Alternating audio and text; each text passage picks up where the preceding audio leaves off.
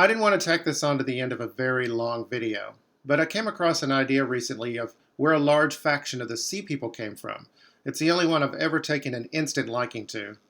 And since they're a big deal in the Bible, and this is a big missing piece of the puzzle in my opinion, I thought I would bring this up even if it were too late to work it into the video itself.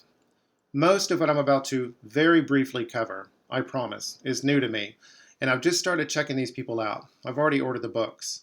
They are a surprise, but not a complete surprise. I was expecting them. I just hadn't started looking for them yet. I think they're closely related to the Minoans. I know they settled on their territory the same time we settled on Crete. They're just a long way from Crete. Sheppard Baird introduced this idea to me in his website, Minoanatlantis.com. Here's the article, The Origin of the Sea Peoples. Who the Sea People are is a mystery. Obviously, I wouldn't have tacked on this epilogue if they weren't. But I think three factions have been confidently identified. First, we have the Luca, known to history as the Lycians. Then we have Shekaleshu, which I think has been comfortably identified as Sicily, and Shardana, which I think has likewise been comfortably identified as Sardinia. I believe the Phrygians might have synchronized their attacks on the Hittite Empire with the Sea People, but I don't consider them Sea People per se. They, of course, had just gotten out of the catastrophe famously known as the Trojan War. The Phoenicians probably aided and abetted these invaders without actually getting involved in the combat. After the dust had settled, they would regain territory that they had lost in an earlier fight with the Mycenaean Greeks, gain virtually all of Crete's old trade network, and gain Crete's purple dye industry. In fact, they would dominate it for so long, we thought they developed it. That's what Phoenician means, the purple people. All of this was very interesting. It just didn't take it over the top with me. And then Baird introduced me to these people, way over in Spain, which the archaeology demonstrably connects with, drumroll please, the Shekaleshu and the Shardana. First we have the Los Mayares group, the Thousands, a Copper Age people. Then their successors in the El Argar culture, a Bronze Age people. This is a militarized zone that they didn't formally incorporate into their territory. This map backs it up. Here you see the Bronze Age hitting this part of Spain at the same time it was hitting Crete. The EM123s.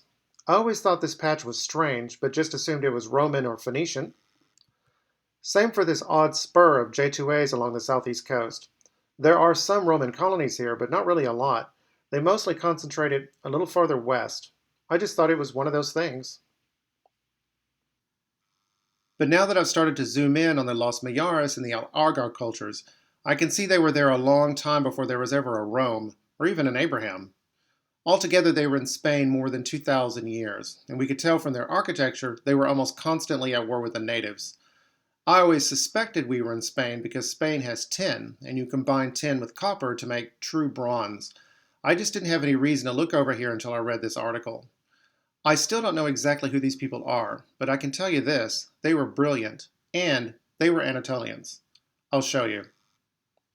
Here's their Motia network. It's a network of discrete boutique castles all over their militarized zone. I've never seen anything like this, ever. They had ovens, they could hold livestock and grain. Each Motia had access to its own water supply. Every Motia was in eyesight of at least one other Motia, and they could signal each other. These towers helped the Argars sink roots into this critical territory, and when the natives turned violent, the people who retreated within their walls could tell you where the problem was, and probably how big your military response needed to be. Later, somebody started building these in Sicily and Sardinia. It was probably the same people. Baird wants to call these people Minoans, but I don't want to be too hasty. It's when you try to pin down exactly who these people are, that's when the fun begins. They used a beehive construction for their Motia, which is exactly what the Cretans used with their Tholos tombs. In fact, people originally thought these castles were tombs, but the Cretans probably got that from Anatolia, and so too could the Argar. That looks like a true arch, doesn't it? Well, spin an arch around its center and you've got one of these domes. And since many of these Tholos buildings were freestanding, we Minoans and our kin had all the wherewithal we needed to actually make a true arch. You know where I'm taking this, right? Baird thinks we Minoans and our kin might have invented it, and he might be right. About 3 years ago, Spanish archaeologists found the oldest arch in the world by far. The Argar built it. The Romans were renowned for their aqueducts. We invented the aqueduct. The Romans were the first men in the world to fully exploit the true arch to create large public spaces. We probably invented the true arch. We had the same aptitude as the Romans, living in cities, creating entirely new species of building styles, and social organization. Every single time I do a new video, I find it impossible to believe that we are not the Romans.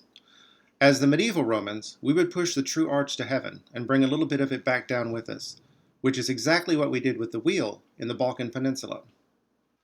How do you fit a dome on top of a square building and set the record for the biggest enclosed space in the world for 1,000 years? You set it on top of 4 arches and make a pendative. This is how the medieval Romans created the Church of Hagia Sophia. A building so bolt out of the blue amazing it converted the Russians to Christianity. This part is really fun. The Argar people built the first government building in Western Europe. It looks a lot like this Minoan palace at Festus, but these so-called palaces were actually complexes meant to support large public spaces. On Crete, they had courtyards. In Spain, they had a lodge.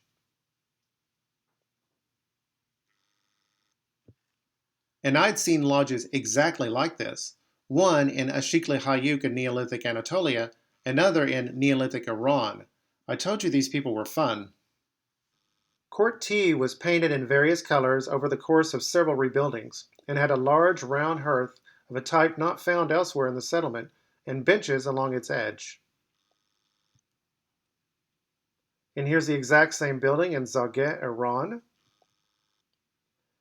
They even buried their dead in a flexed position, like they did in Anatolia. And Iran. And just like we did when we were traveling through the Cyclades on our way to Crete, but not on Crete itself. So my take on these people right now is that they are related to us, but they have their own cultural center of gravity. They are their own dog. Now let's bring back my old timeline.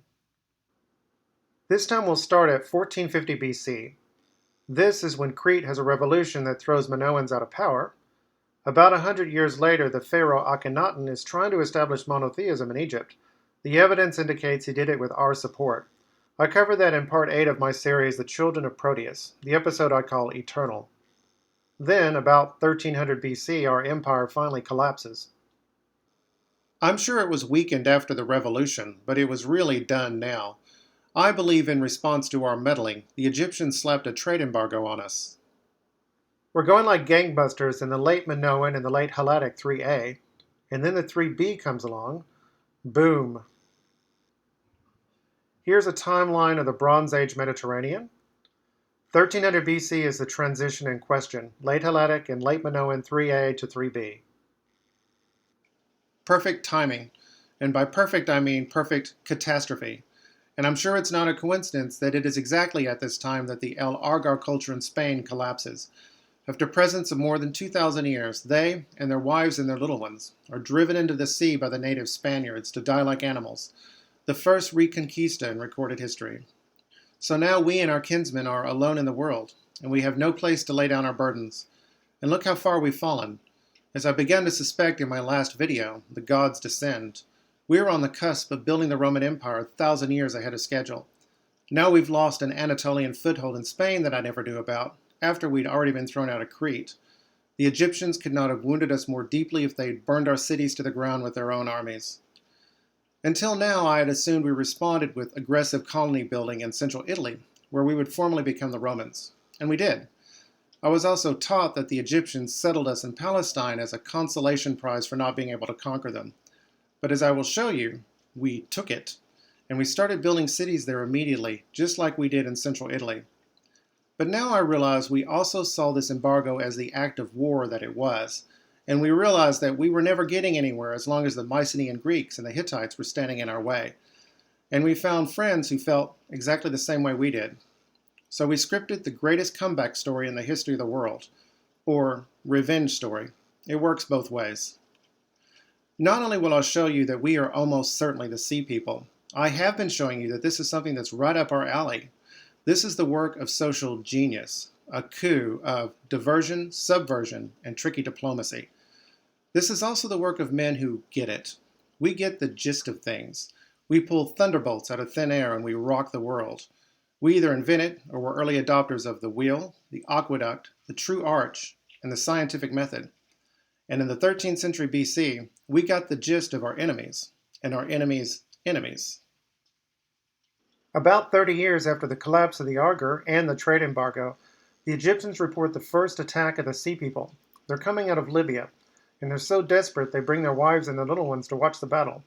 They're fighting this battle using copper weapons against a Bronze Age world empire. We lose, but it's not a catastrophe. We retreat in an orderly manner. We also see that a direct assault is worse than useless. We lick our wounds, we draw our conclusions, and we watch, unwatched. And then about 1200 BC, we hit the reset button. Speak to the king of Alashia, my father. Thus says the king of Ugarit, your son. I fall at the feet of my father. May my father be well. May your estates, your consorts, your troops, everything that belongs to the king of Alashia, my father, be very, very well. My father, now enemy ships are coming, and they burn down my towns with fire.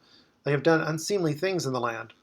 My father is not aware of the fact that all the troops of my father's overlord are stationed in Hatti, and that all my ships are stationed in Lucca. They still have not arrived, and the country is lying like that. My father should know these things. Now the 7 enemy ships that are approaching have done evil things to us. Now then, if there are any other enemy ships, send me a report somehow so that I will know.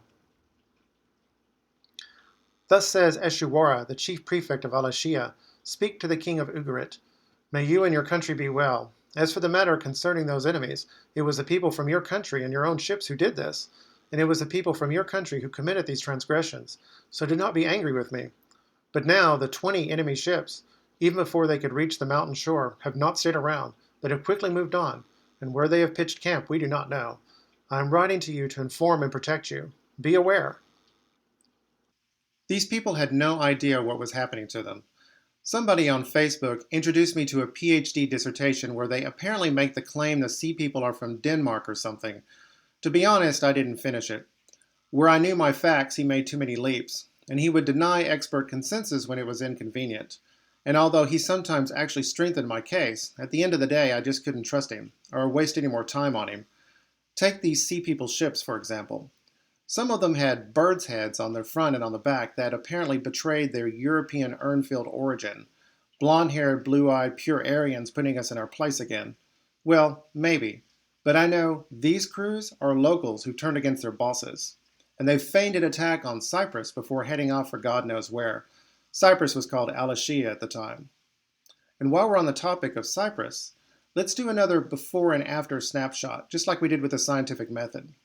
First, we'll start with the decades on Crete that immediately preceded the expulsion of the Minoans. At a number of sites, like Palicastro, objects like stone horns of consecration were discarded or reused as building material during late Minoan 1b, perhaps indicating resistance in parts of the island to the tenets of established religion following the destabilizing eruption of the Thera volcano.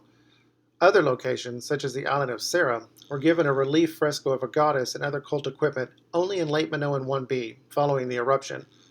What can be said with certainty is that the widespread destructions at the end of late Minoan 1b marked a significant change in Minoan religious practices.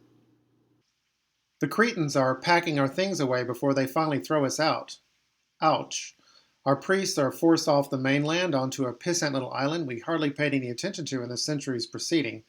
And other than a sporadic showing here and there, we disappear from the archaeological record. Our writing system, Linear A, disappears completely. But look who's back, 300 years later.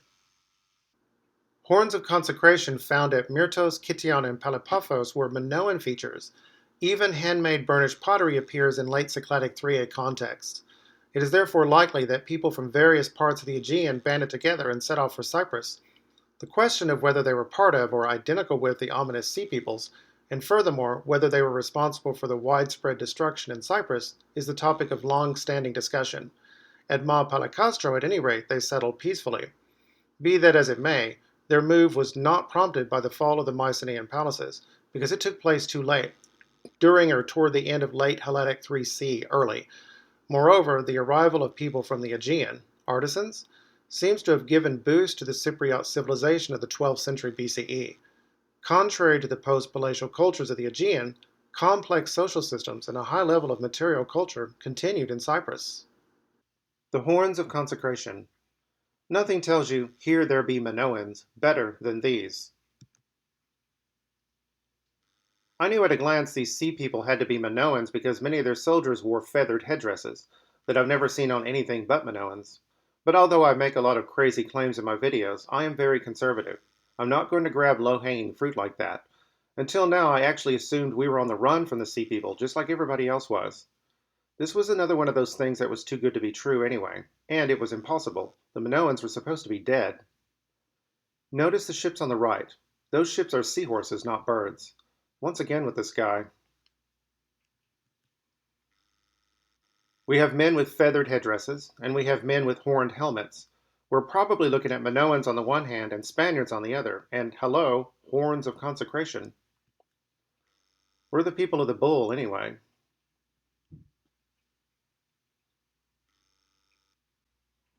I bet these men thought about their wives and their little ones every time they saw one of these, and they thought about their comrades who had moved along, and they thanked Father God for granting their wish to finally do right by all of them. I think we know exactly how they must have felt.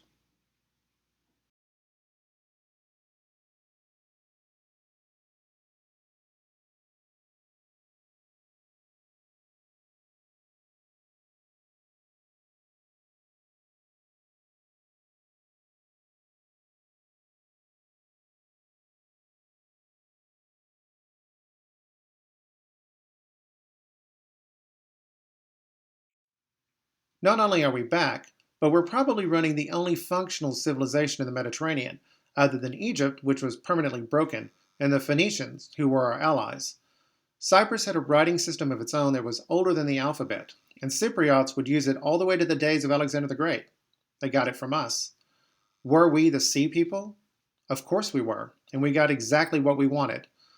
Our colonies in central Italy would become a spectacular success, but I have a feeling in this day and age, Italy was considered a backwater, which is why we fought so hard to get out of it. Our main focus? Palestine. The author of the PhD dissertation that I just talked about and disapproved of directed me towards this work. At the time he wrote the dissertation, this had not come out yet, so I'm not cherry picking here. In light of this evidence, I suggest that these newcomers arrived as well-organized and relatively prosperous colonizers, representing a large-scale immigration that quickly settled at several sites on the southern coastal plain. My interpretation differs from the majority of previous research in the view that the Philistines do not originate in the West Aegean or Crete. Rather, I see their roots lie in an Aegeanized Eastern Aegean and northern Levant, most likely Cyprus, with close ties to coastal Anatolia. Their ability rapidly to construct urban centers, complete with fortifications, at sites such as Tel Mikne Ekron, and to overshadow the very modest late Bronze Age settlement at the site, indicates that they were not destitute refugees who arrived along the southern coastal plain due to lack of choice. The arrival of the Philistines represents a deliberate act by prosperous colonizers who were well acquainted with the southern Levantine coast. But remember my clip from part 3 of Working Through the Festus Disc with the honey and the tomato. The Philistines might have come directly from Cyprus, but many of them were Minoans who arrived in Palestine by way of Cyprus. Keep that in mind. This amalgamation between the Minoan and the Cypriot is what I saw in the Isbet Sartah abecedary, which I showed you before as the earliest example of the alphabet. Linear A combined with elements of the Cypriot writing system. 300 years after somebody wrote that abecedary, the Greeks would finally develop an alphabet of their own, although more than likely somebody developed it for them, somebody who was still literate in the old Linear A. And so I have a comforting parallel here. Just as in modern times, priests of the Roman Catholic Church keep the fires of the old Latin language burning, priests whose roots stretch back to Minoan Crete kept Linear A up and running, until the day came, as the day always will, when the mother must give way to her daughter and let her have her own day in the sun. Cheers, old girl.